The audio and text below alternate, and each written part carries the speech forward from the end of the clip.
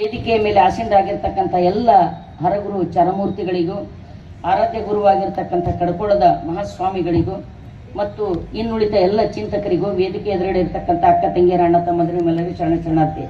ಯಾವತ್ತು ಐದೇರ ಹೋಗ್ಬೇಡ್ರಿ, ಕೂಡ್ರಿ. ಇದೂ ಉದ್ಯೋಗ ಖಾತ್ರಿ ಕೆಲಸನೇ ಅದ. ನನ್ಗೆ ಗೊತ್ತದ ನೀವೆಲ್ಲ ಉದ್ಯೋಗ ಖಾತ್ರಿ ಜನ ಇದ್ದೀರಿ.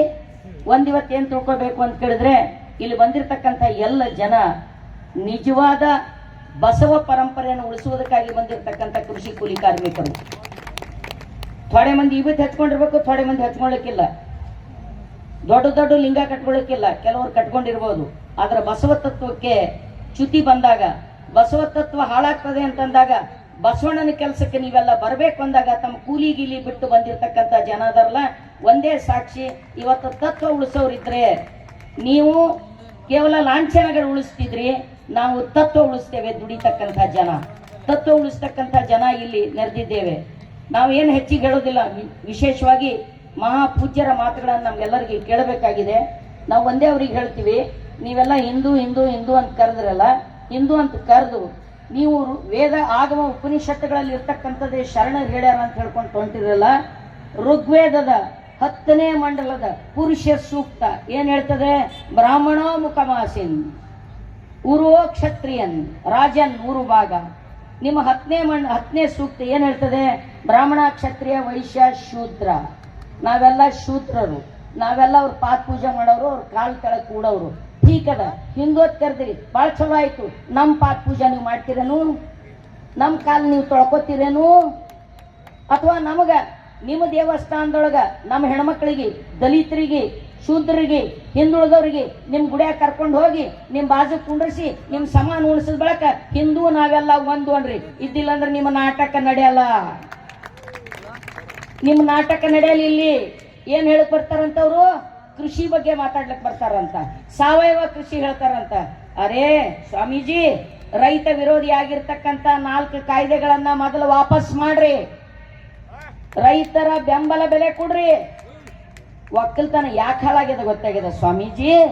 ಇಲ್ಲಿ ಅನೇಕ ಒಕ್ಕಲಿಗರ 5 ಎಕರೆ, 10 ಎಕರೆ, 20 ಎಕರೆ, 30 ಎಕರೆ, 100 ಎಕರೆ ಇದ್ದಂತ ಒಕ್ಕಲಿಗರ ಖರೆ ಆಣಿ ತಿಂದ ಹೇಳ್ರಿ, ಒಕ್ಕಲ್ತನದಾಗ ಕೋಟ್ಯಾಧೀಶರಾದವ್ರು ಯಾರೇ ಇದ್ರ ಕೈ ಎತ್ರಿ.